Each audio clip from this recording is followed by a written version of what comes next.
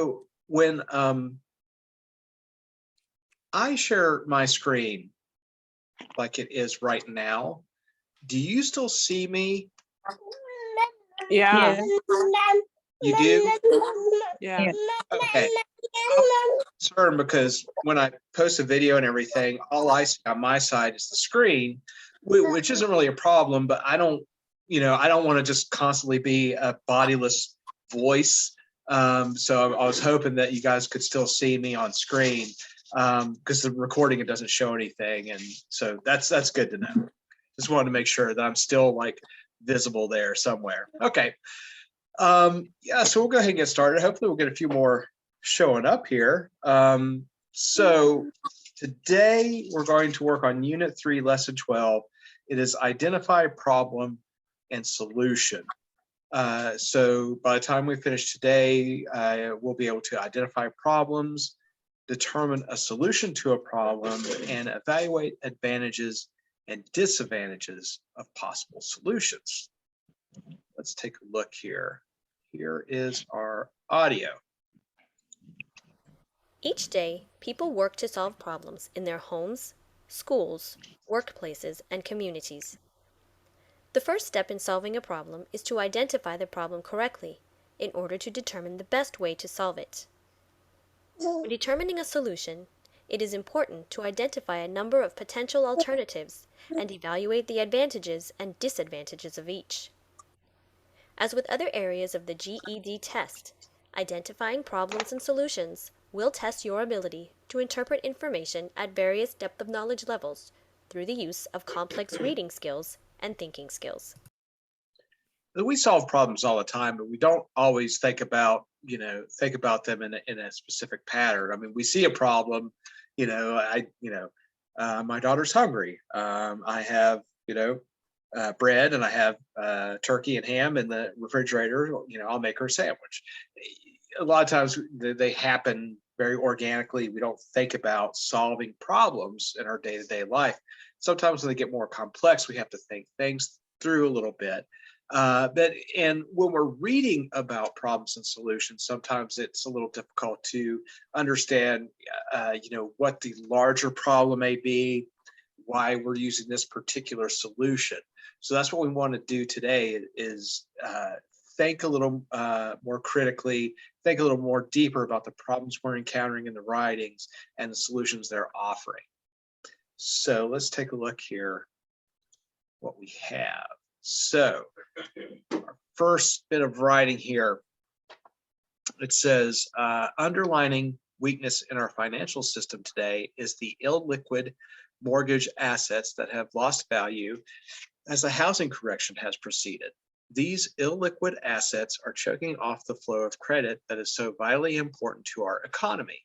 When the financial system works as it should, money and capital flow to and from households and businesses to pay for home loans, school loans, and investments that create jobs. As illiquid mortgage assets block the system, the clogging of our financial markets has the potential to have significant effects on our financial system and our economy. The federal government must implement a program to remove these liquid assets that are weighing down our financial institutions and threatening our economy. First, to provide critical additional funding to our mortgage markets. Second, to increase the availability of capital for new home loans. These two steps will provide some initial support to mortgage assets, but they are not enough. From a statement by the Treasury Secretary Henry Paulson, September 19th, 2008. So this was right around the time of the bubble burst in the housing market, and caused a recession, or as part of a recession. Just all these bad loans were out there and everything, causing, and they were defaulting. These people started defaulting on their loans. A word here, illiquid. That's something we don't see very often. So we know maybe what liquid assets are. You might see that from time to time, or somebody liquidating, or they don't have a lot of liquidity right now. So a liquid asset is cash or a asset that is easily converted to cash. So it's like a savings account or certain types of investments, anything that you can quickly turn around and get the cash value. An illiquid asset, on the other hand, is something that has a lot of value, but it's not as easy to turn into cash. So like real estate, which is kind of what this is talking about, right? Illiquid assets in mortgages. You know, if you own a business, you're you know, if I was like owned a construction company, that my tools are assets. If I had like work trucks or vans, those would be assets, but they're illiquid because it takes time to, if I would need to sell those to get the value for them.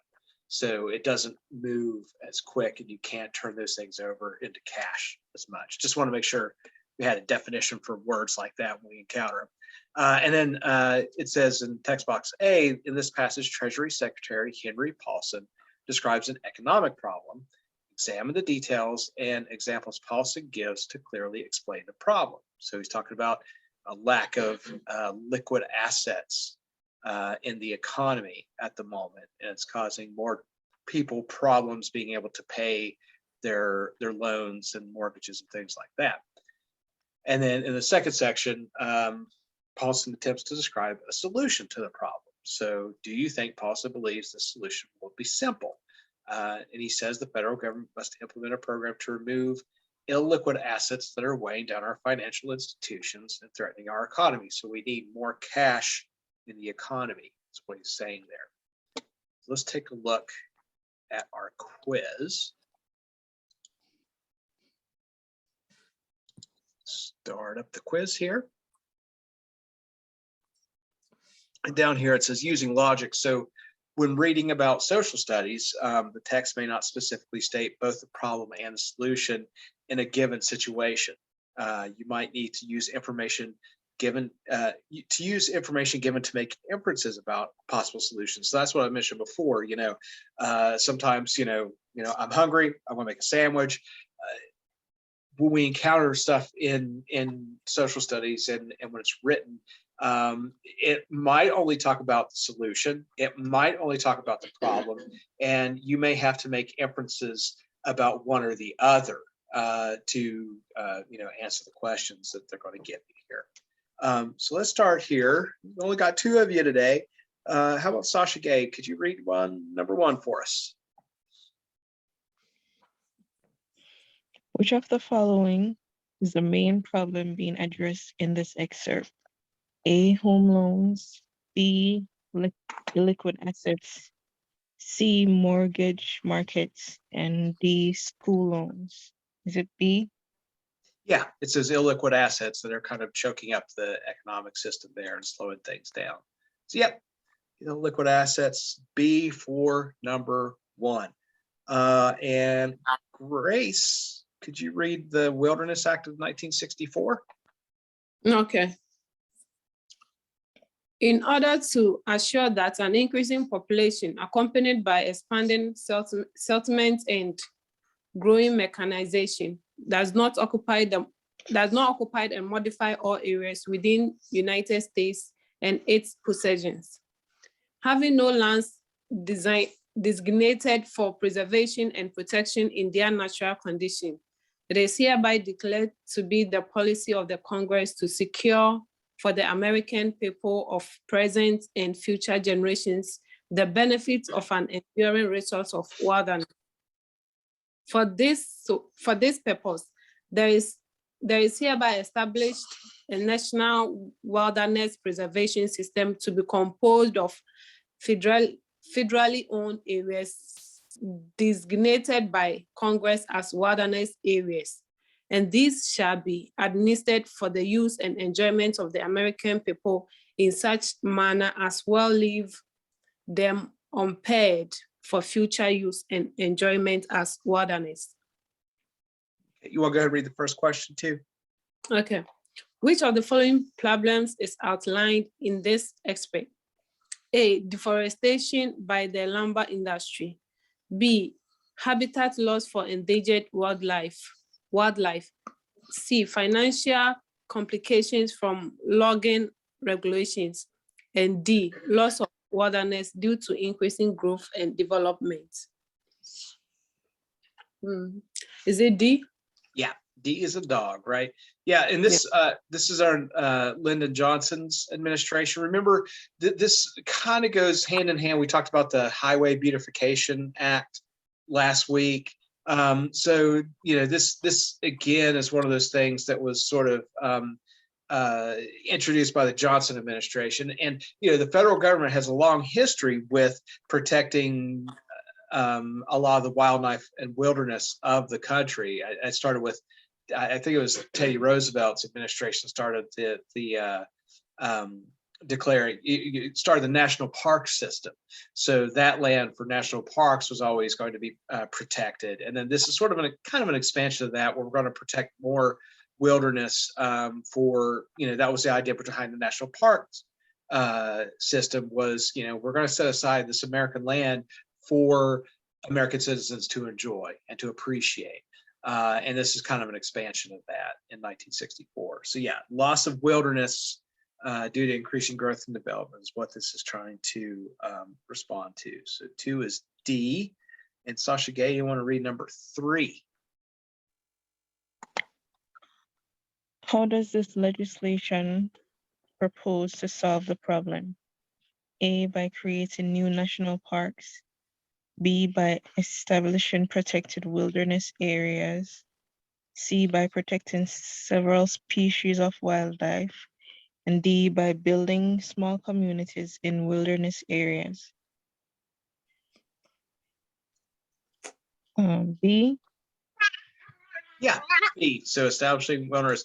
So the problem is, as it kind of states at the beginning, you know, we have an increasing population accompanied by expanding settlement and growing mechanization. You know, mechanization meaning, you know, a more mechanical life, right? When we mechanize, you know, we're using machines instead of manpower.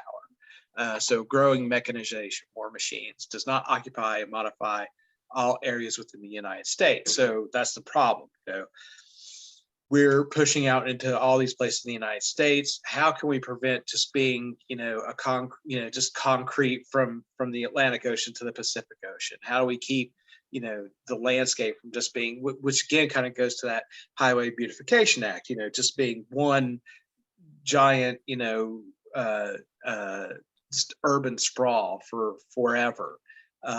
We need to help protect some of that land and keep its natural beauty. So this is one of the ways they did that. Yep. So 3 is B. And then let's see, 4. Let's go back to Sasha Gay. Oh, sorry, let's go back to Grace for number 4. Which of the following can be substituted for the term unimpaired in order to provide the most accurate interpretation of the text? A, unrestricted. B, sober. C, unspoiled. And D, accessible. C? Yeah, C, unspoiled, right? Unimpaired is one of those words that can kind of have a little bit of a different meaning depending on the situation. If I'm saying I was, you know, impaired by, or I'm unimpaired after I set down my shopping bags, right? That's because I was carrying, you know, all my groceries in, and that's an impairment. You know, it's slowing me down. It's making me move slow. And then when I set them down, I'm unimpaired. Here, it's more about, you know, unspoiled, leaving it in a natural state. It would be impaired if it was, you know, modified by human activity and mechanized.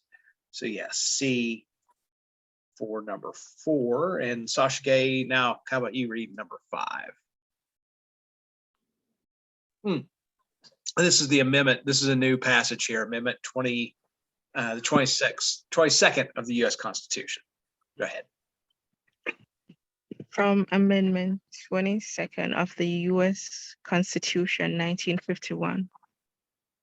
Section 1, no person shall be elected to the office of the president more than twice, and no person who has held the office of president or acted or acted as president for more than 2 years of a term to which some other person was elected president shall be elected to the office of the president more than once. But this article shall not apply to any person holding the office of the president when this article was proposed by the Congress, and shall not prevent any person who may be holding the office of president or acting as president during the term within which this article becomes operative from holding the office of president or acting as president during the remainder of such term. Go ahead with the question there. What problem is this amendment designed to address? A, an unclear order of succession to the presidency.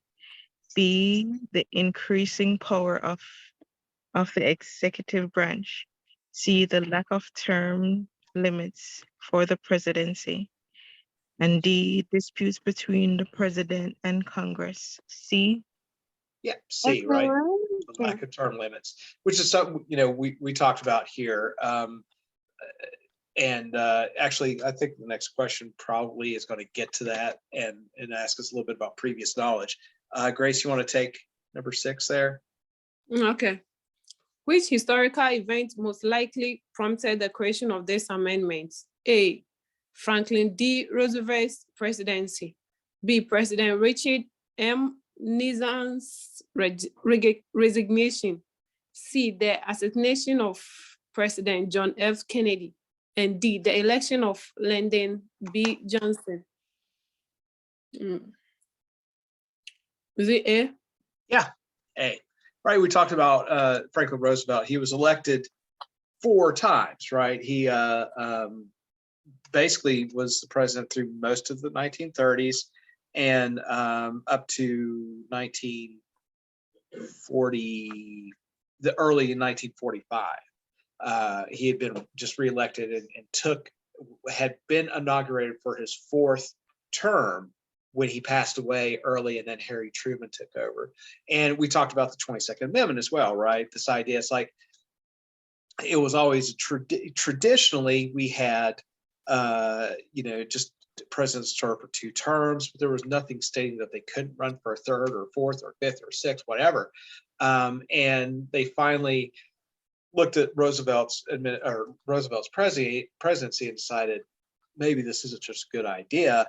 And so they ratified the 22nd Amendment to keep a president to 2 terms, and it means consider the vice president. So if a president or if a vice president serves the majority of a term, so in this case, Harry Truman. Okay, Harry Truman took over for Roosevelt really just months into Roosevelt's presidency. They can run for re-election, but they can't run for a second election, right? So that would put them in, that would be in one of those situations where they would have like multiple, close to, 12 years again that they could serve. Whereas later on, Lyndon Johnson served less than 2 years of JFK's presidency, so he could have run for a second term, but he decided not to. So that's one of those other stipulations in there. So anyway, moving on to question 7. Tia, you want to read question 7 for us?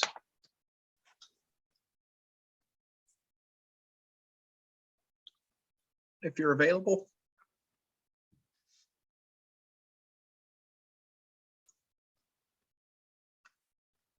All right, maybe not. We'll go to Sasha Gay. How about number 7 there? Which of the following can be substituted for the term operative in order to provide the most accurate interpretation of the text? A, completed. B, operatic. C, operation. And D, enacted. D. D is in dog, enacted. Yeah. And when you encounter these, if you see something like this on a test, you can always just very easily plug in the word and see if it works. So, during the term within which this article becomes completed from holding the office, that doesn't make sense, right? You go on to the next one. Operatic from holding the office doesn't make sense. Once you get to completed, that makes sense, right? So it's kind of like a backwards context clue. We use context clues before in language arts to determine the definition of a word. Here, you're basically can rule them out as well. So D, we could say this article becomes enacted from holding the office of president or acting. So it makes sense. All right, so D is in dog for number 7 there. And let's see here. So that's the end of the quiz. Let's see, we had 1 was B as in boy. 2 is D as in dog. 3, B as in boy. 4 is C as in cat. 5 is also C. 6 is A. And 7 is D as in dog. All right. So let's go on here. And so again, with the workbook, here we are, lesson 12, unit 3. It says, when learning about social studies, you will have many opportunities to identify problems or conflicts and their solutions. When thinking about a problem, consider factors that may have caused the problem. You can then evaluate potential solutions based on how effectively each addresses the problem. So, social studies is when we're dealing with history, right? We're encountering a lot of problems. How do they solve them? Just the same thing with the 22nd Amendment. How do we solve the problem of a 3 or 4 term president through the 22nd Amendment? How do we fix other situations? How do we prevent a urbanization and mechanization of the entire continent of the entire country? We enact the Wilderness Preservation Act, things like that. So that's the things we're looking for in identifying problems and solutions. All right. And so here we have something from the Washington Post, August 28, 2012. And it says the Obama administration announced strict new vehicle fuel efficiency standards Tuesday, requiring that the U.S. auto fleet average 54.5 miles per gallon by 2025. An uncontroversial move that, unlike other administration energy policies, was endorsed by industry and environmentalists alike. The new rules, announced by Transportation Secretary Ray LaHood and Environmental Protection Agency Administrator Lisa P. Jackson, expand on existing standards requiring American-made cars and light trucks on average 34.5 miles per gallon by 2016.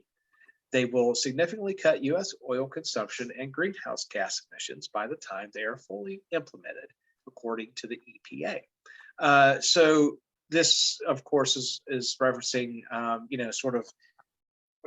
one of the agendas of the Obama administration was, more fuel efficient vehicles to help, fight climate change, pollution, things like that.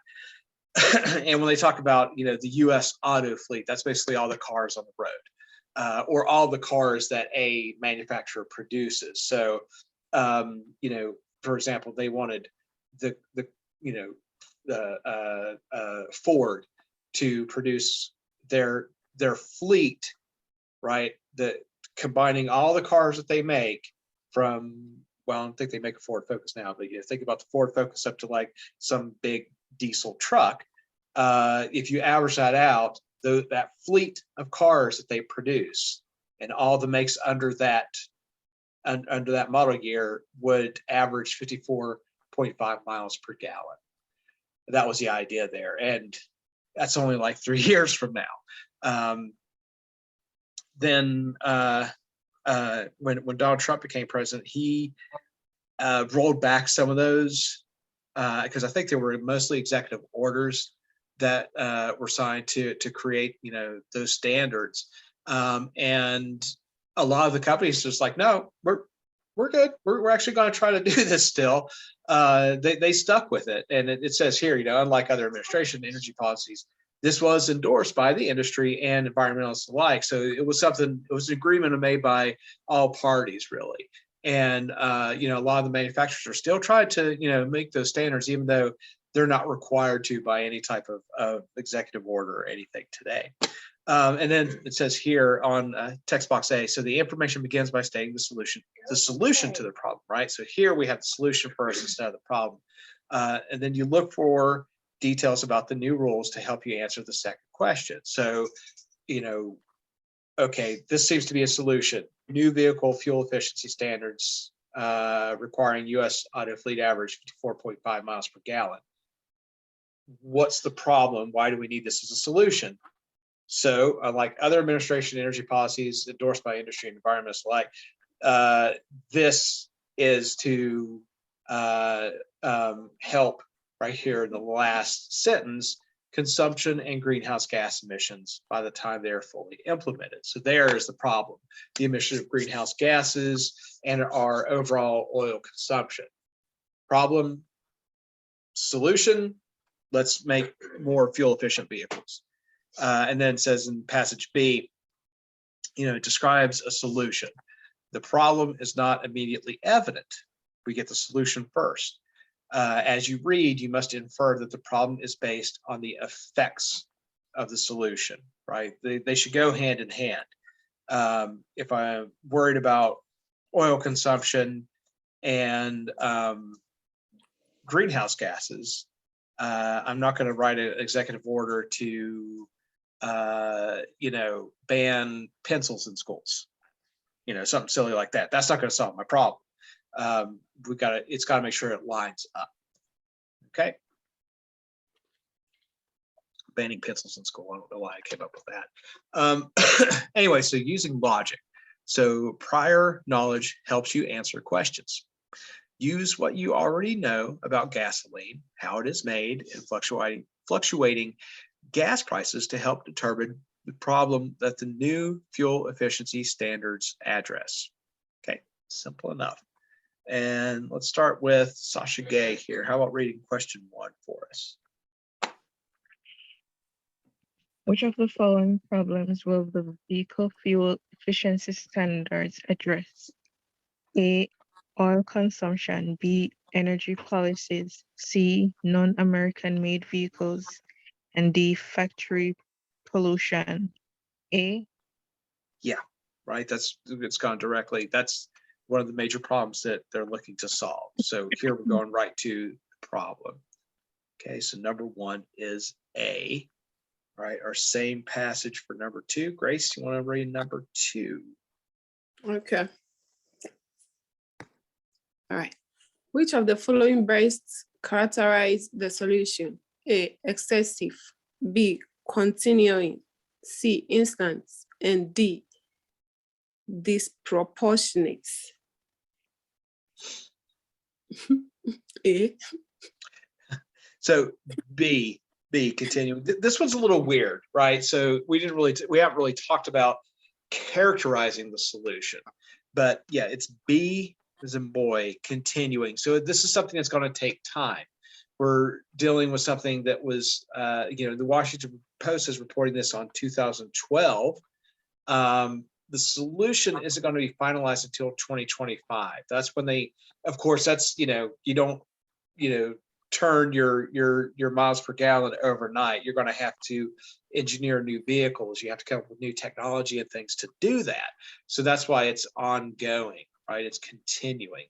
Is it excessive? I mean, maybe some critics would think it's excessive. If you turn on Fox News, they're probably saying that it's excessive. If especially just because who was president at the time, they got to be antagonistic. Instant, no, right? It doesn't happen overnight. This does not, and it doesn't solve the larger problem. which we're going to talk about another issue here that really speaks to this as well, something from when I was a kid that started happening, and a disproportionate. So, a disproportionate solution to a problem. Had Obama called in drone strikes on Chevy and Ford and destroyed all of the car manufacturers in the United States, that is disproportionate, right? That's an idea of disproportionate. Outlawing gas-driven vehicles, right? Combustion engines, outlawing the use of them. That would be disproportionate. This is something that's going to be continuing and takes a while. So, yeah, so B for 2 and 3. Okay, this is remarks by President Obama at the Argonne National Laboratory. Just for context, the Argonne National Laboratory is where a lot of energy research is done. It's near Chicago, and it's where they I think they basically invented the nuclear reactor there. Stuff like that, like big energy problems and stuff that they work on. How about Sasha Gay? How about reading the first 2 paragraphs for us? So Dr. Isaacs said these cuts will force him to stop any new project that comes down the line.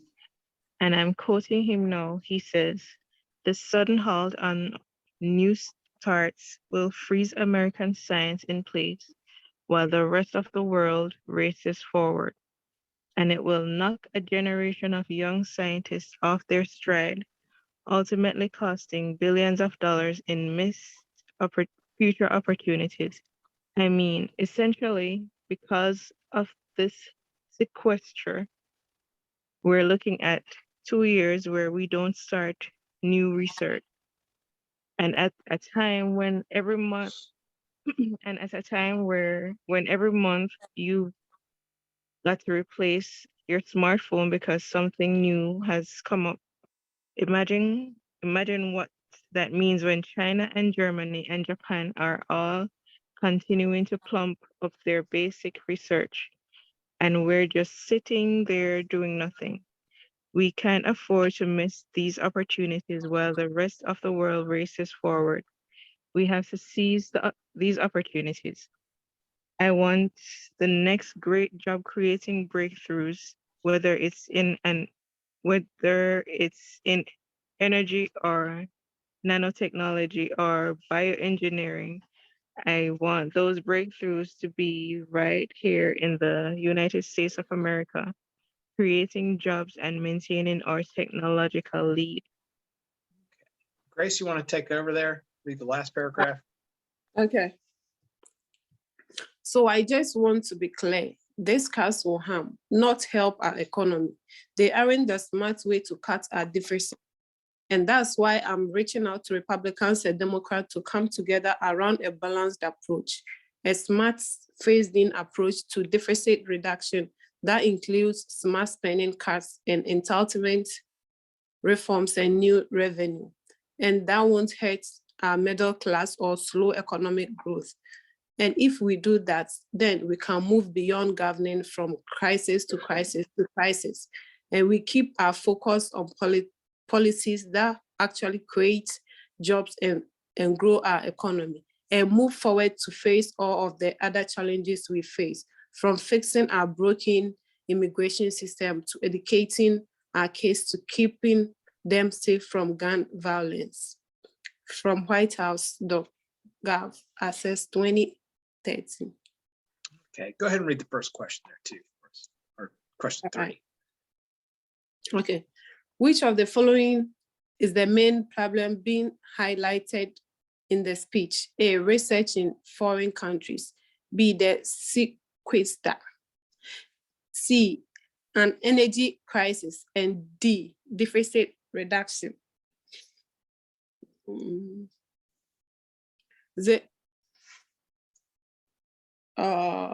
B? Yeah, B.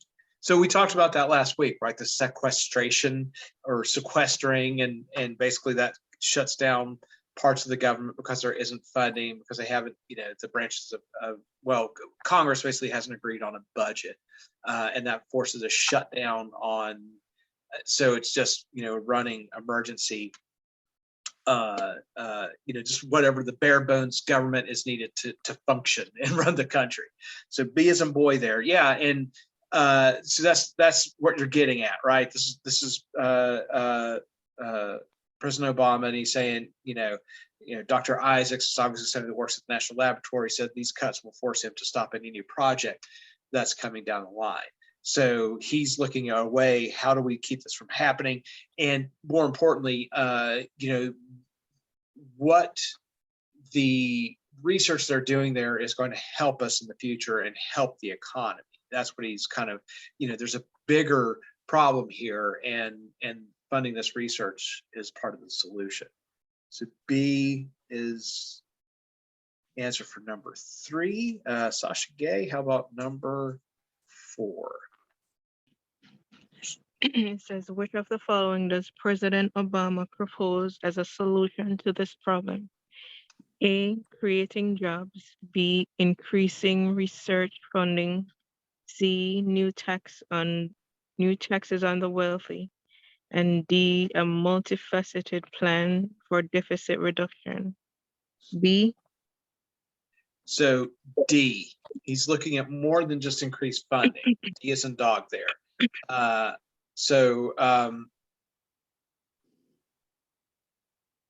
See where I can point that out here. He's looking, it says around a balanced approach, a smart phased in approach to deficit reduction that includes smart spending cuts and entitlement reforms and new revenue. So yeah, multiple points there. Okay, so number 4 is D. Grace, how about number 5? Oh wait, we got another section. You know what? So you guys don't get burned out from reading all day. I'll read this one. So from the U.S. Supreme Court's decision regarding the 2000 presidential election, the closeness of this election and the multitude of legal challenges which have followed in its wake have brought into sharp focus a common, if heretofore unnoticed, phenomenon.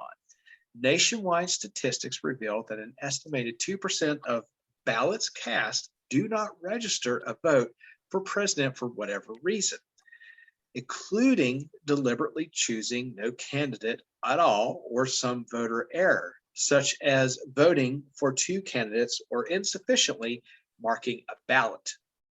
In certifying election results, the votes eligible for inclusion in the certification are the votes meeting the properly established legal requirements.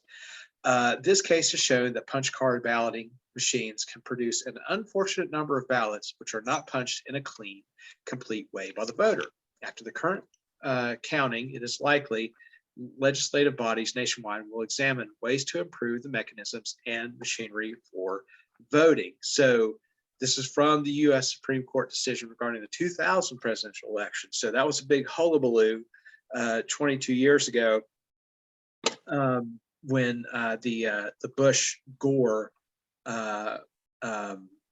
election, and it came down to like 50,000 votes in Florida. Florida was the state that was in contention, and there was all these problems that they saw with ballots. They call them the hanging chad, where it was supposed to, there were these punch cards, and it was hard to see, if the vote was for Bush or, if the voter had selected something else. And so it led to reforming the election, the mechanisms for voting. And now we have a lot of touchscreen, computer screen stuff. And now they scream, a problem with that they could be hacked. So it's like you can't win. But that's why we have a lot of those machines now. They're like touchscreen or electronic voting, because the old mechanized way of like punch cards was causing a lot of inaccuracy in voting. All right, so number 5 then. Let's see, Sasha Gay, how about reading number 5? Which of the following groups does the Supreme Court charge with solving this problem? A, the local boards of elections. B, state courts, C, lawmakers, and D, the Federal Election Commission. Is it D? It is C, lawmakers. So right here, after the current counting, it is likely legislative bodies nationwide. So not just federal government, not just state, but it's going to be a nationwide effort by lawmakers to settle this problem. Yeah, I got to kick a cat out of my lap because she started biting. Okay, so C for 5. All right, now number 6. And yes, that is the same. Okay, that's the same piece. So number 6, Grace, you want to read number 6 there? All right. Which of the following can be substitute for the term wake in order to provide the most accurate interpretation of the text? A, aftermath. B, visitation. C, not asleep. And D, current. A. Yeah, aftermath. So that's another one, just like before. You could read, you could put that word in there. So it's bold-faced here, and the multitude of legal challenges which have followed in its wake. So you could say multitude of legal challenges which have followed in its aftermath, right? Wake in that version is thinking about, like the wake of a wave, after it's starting to settle, right? There's still the small wake. So aftermath for number 6A. And let's see. Oh, yeah, new section here. Sasha K, you want to read this little paragraph for us? From Amendment 23 of the U.S. Constitution, 1961, Section 1, the district constituting the seat of government of the United States shall appoint in such manner as the Congress may direct a number of electors of president and vice president equal to the whole number of senators and representatives in Congress to which the district would be entitled if it were a state, but in no event more than the least populous state.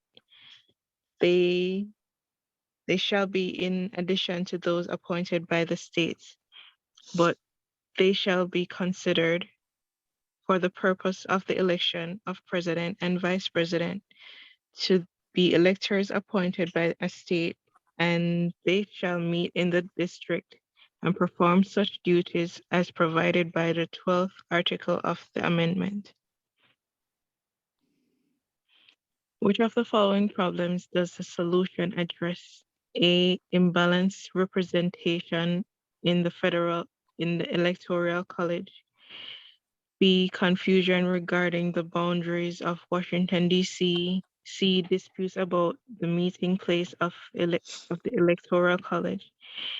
And D, Washington, D.C.'s participation in the electoral college. A. So D, Washington's participation. So something we don't think about very often, and it's a weird part of U.S. government. The residents of Washington, D.C. do not get to vote in a presidential election. And it's a very odd thing, but there's the way Washington, D.C. is governed is a little bit different because it is the seat of our national government. And there's been some rules in place there. So it doesn't have, it's called the District of Columbia. It doesn't have representatives or senators or anything in Congress, even though it's, on American soil. And the one problem that has created is Washington, D.C. has grown, and you have, I don't know what the population there is now, but it's a huge city, right? It's a big place. They don't get to vote in the presidential election because the way the votes are assigned, basically, because the electoral college is based on how many representatives you have in the federal legislature. and without any actual representatives in there, right? I mean, they have a local government, right? You have a mayor and stuff like that, but there's no actual like overall representative in the U.S. Congress. So that's part of the problem, and they're trying to resolve that. Now you see here, this is in 1961. This is still going on. This is still a problem that they don't actually have a means to vote. So D is in dog for number 7.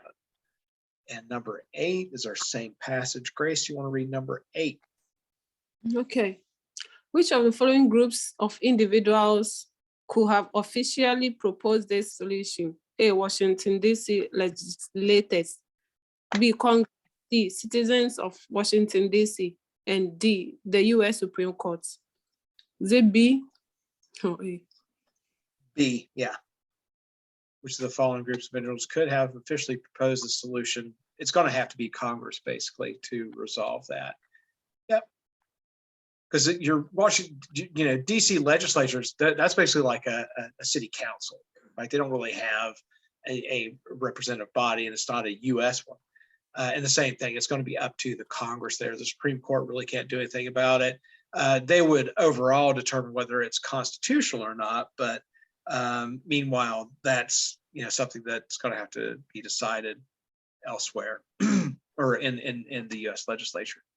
Okay, so we have a political cartoon now. We dealt with those before, so we'll take a look here. It's somewhat. Here we are. Yesterday we had the Martin Luther King Jr. Day. We had didn't have class for the holiday and everything, and this basically speaks right to that with one of his quoting one of his famous quotes as these police officers are beating an African American. And if you look, it'll be important here. I don't know what year this is. I can't see over there, but over here in the lower right hand corner, it looks like a duck in the water. And it says, the president would like you to remain calm. So you want to take note of that. It'll be part of the questions there. So let's take a look here. What we have. Okay, so number 9. Sasha Gay, you want to read number 9? Which of the following problems does the cartoonist seek to draw attention with this cartoon? A, violent riots in American cities. B, cutbacks in police department budgets. C, racial tensions in the United States.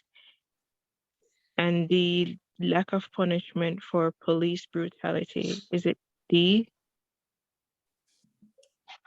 It's B. B is I'm sorry, number 9, D. It's D, lack of punishment. This one, yeah, I mean, you could look at that real easily and say racial tension in the U.S., right? Yeah. Because it's also a little context is necessary here, because this cartoon, I was looking it up real quick because I wanted to see when it was from. It was from 1992. And so this is probably on the heels of like the Rodney King case, the police beating of Rodney King is why this is coming up again. And the cartoonist, of course, is using that quote over there because the police are basically have a free hand to do what they want, right? There's no recourse, there's no consequences for these actions. So that's why he's using the Martin Luther King Jr. quote ironically. Right? Who's kind of being free? Well, it's these police officers that have no consequences when they beat somebody. So it's very specific, and it does tie back into racial tension. But what it's looking here for is lack of punishment for police brutality for number 9, and then number 10. How about Grace? You want to read number 10? Okay. Which of the following best describes the cartoonist assessment of the president's response to this problem? A, timely. B, insulting. C, sympathetic. And D, effective. C, It's B. The this is the president, right? The response by the duck. The president would like you to remain calm. So considering, you know, that this is ongoing, it's insulting to the public, particularly the communities that are exposed and are susceptible to police brutality. You know, it's showing that he's not that concerned with it. So it's a bit of an insult there. So B as in boy for number 10. Okay. And then number 11, let's see, I'll go ahead and read here. So from President Franklin D. Roosevelt's first fireside chat, he did these radio chats called a fireside chat through most of the decade there, 1930s and into the 1940s. So he said, because of my undermined confidence on the part of the public, there was a general rush by a large portion of our population to turn bank deposits into currency or gold. A rush so great that the soundest banks could not get enough currency to meet the demand. The reason for this was that on the spur of the moment, it was, of course, impossible to sell perfectly sound assets of a bank and convert them into cash except at panic prices far below their real value. It was then that I issued the proclamation providing for the first nationwide bank holiday, and this was the first step in the government's reconstruction of our financial and economic fabric. The second step was the legislation promptly and patriotically passed by Congress confirming my proclamation and broadening my powers to extend the holiday, excuse me, and lift the ban of that holiday gradually.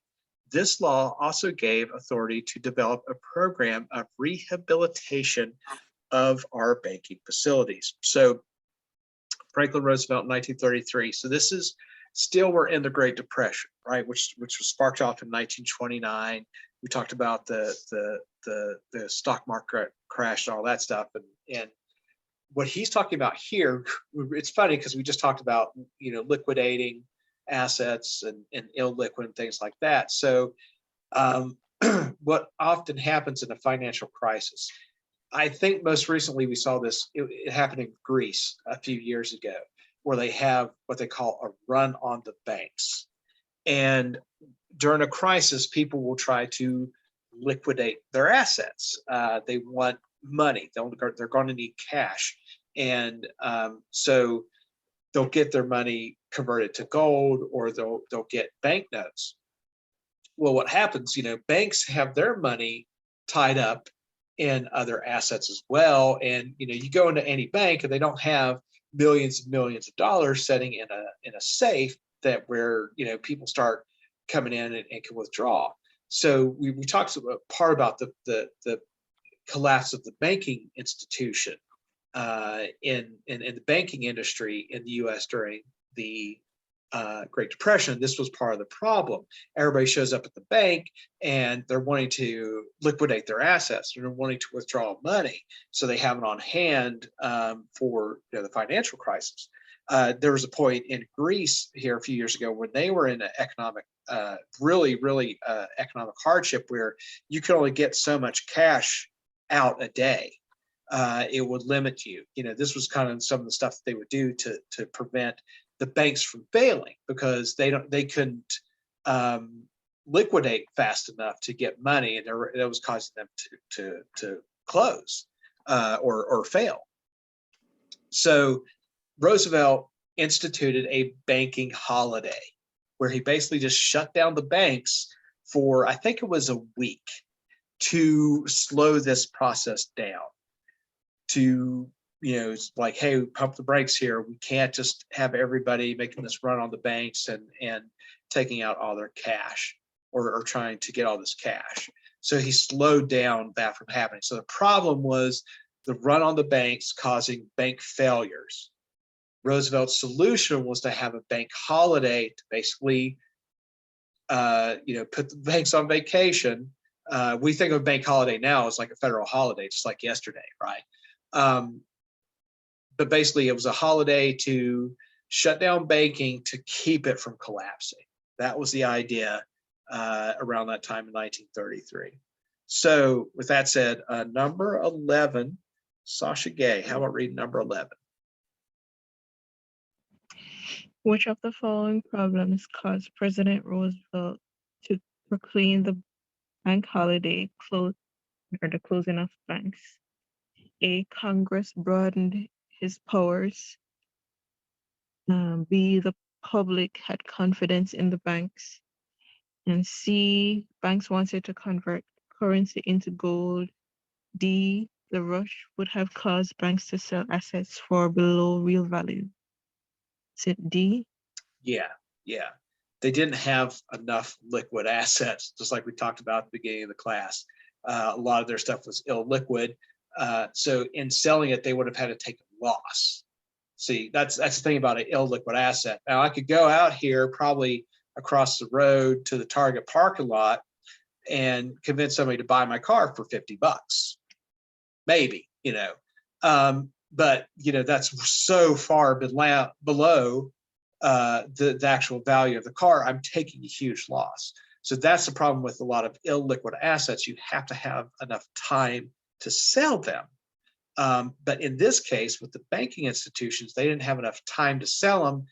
And these people are taking all their money out, and for them to supply them with the money, they were going to have to sell off a bunch of assets for way below value. And that was going to cause the banks to collapse. So yeah, D for number 11. And then more of our fireside chat for 12. Grace, how about number 12? In which of the following ways could President Roosevelt's solution be seen as dangerous? A, it turned over all banks. It turned over all banks to the government. It closed banks when people wanted money. C, it caused Congress to grant the president additional powers. And D, it changed the system of how bank deposits were accepted and paid out. Is it C? Yeah, C. Changed, or it caused Congress to grant the president additional power. So, we keep coming back to Franklin Roosevelt's presidency because it was so important in more ways than one. It was one of the biggest crises, both between the Great Depression and World War II, where he was president. But what we saw in that time too was a great expansion of the idea of in the powers of the president and what the president was going to be involved with. Before, I mean, obviously it was an important job and there was important duties, but we turned to the president at that time because we were in such strife with the Great Depression and then the global crisis of World War II. And it wound up expanding the powers. And the thing about expanding powers is once you have them, you don't give them back. So, and I mean, this is something that's it's debated by historians and political scientists. Was it what was it the right thing to do? Was it the wrong thing to do? But at the end of the day, it's one thing that you have to be concerned about when it comes to things like checks and balances of power. Between the three branches of government, how much power do we give this one branch? So it's something to consider. Does your solution create a problem elsewhere? That's another thing you have to think about when it comes to problems and solutions. All right, so 12 is C as in cat. And 13, Sasha Gay, you want to read 13?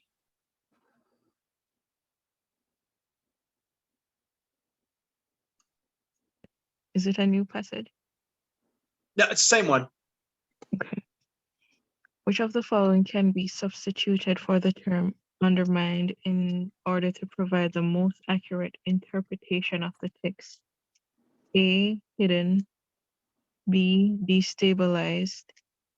C, illegal. And D, forgotten.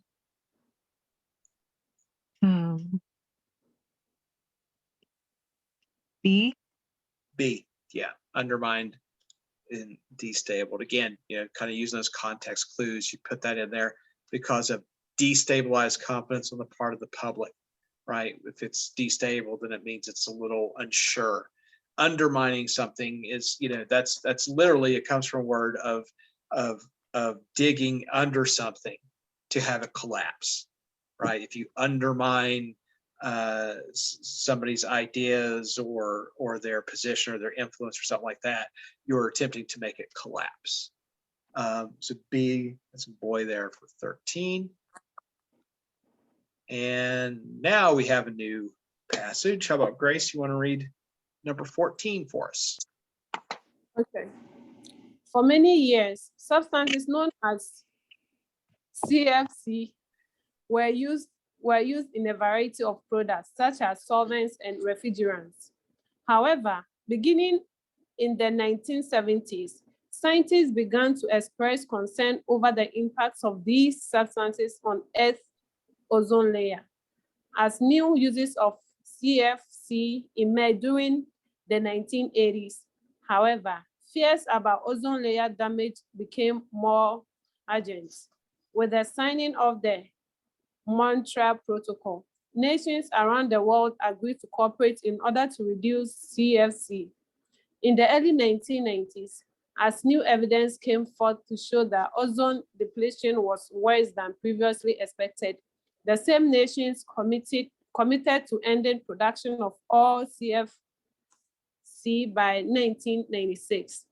As a result, emissions of ozone depleting substances have already begun to fall. Some people even expect that the ozone layer will naturally heal itself within approximately 50 years. Yep, go ahead and read the question there. Which of the following best describes the way in which the problem of CFC was solved? A, international cooperation. B, citizen mobilization. C, stricter laws and regulation. And D, collaboration among special interest groups. A? Yep, international cooperation, A. We get that right here. The signing of the Montreal Protocol, nations around the world agreed to cooperate in order to reduce CFCs. So that word is chlorofluorocarbons.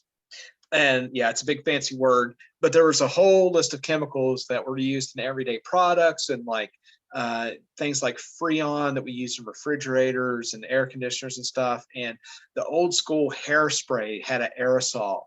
It was like these big cans of Aquanet stuff, shake them up. And these girls, especially in the 80s, like these girls had this huge big hair all the time, and they would just like, pepper it down with the Aquanet. Those would, eventually get into the air, and those particles would bond with the ozone layer.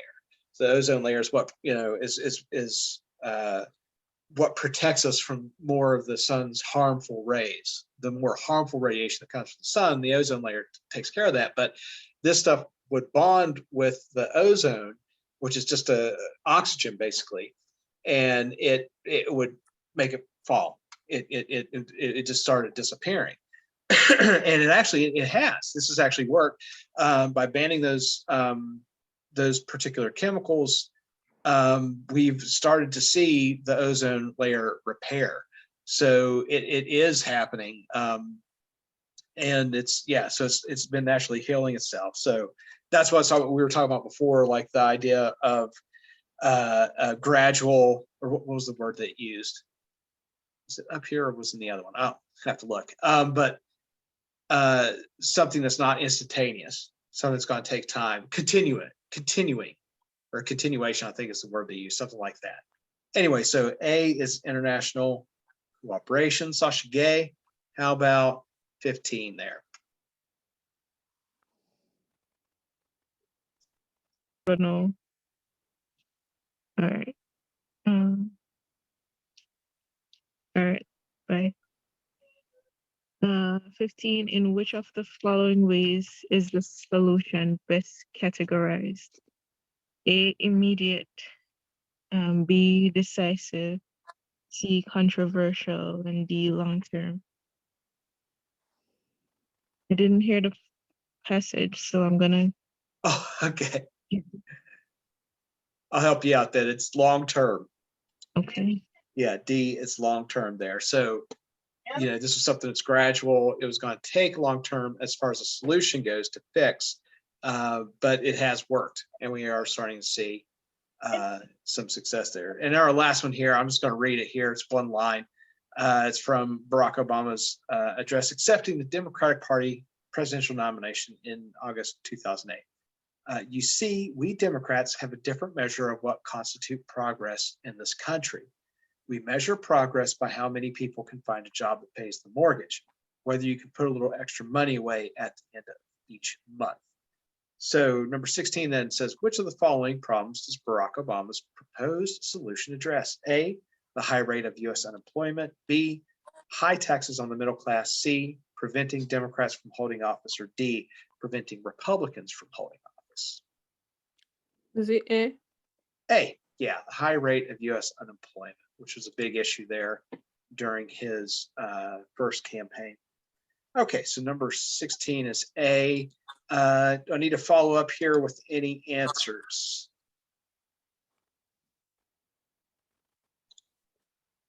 We good on the answers then? Okay, so just problems and solutions. Thinking sometimes we'll get the solution before we get the problem when we're reading, or sometimes we get the problem then the solution.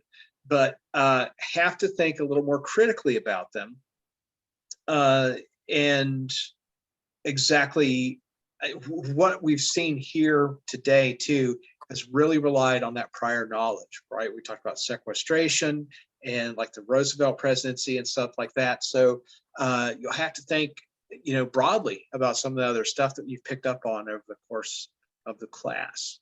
Okay. Let's go ahead and take about a 10-minute break here.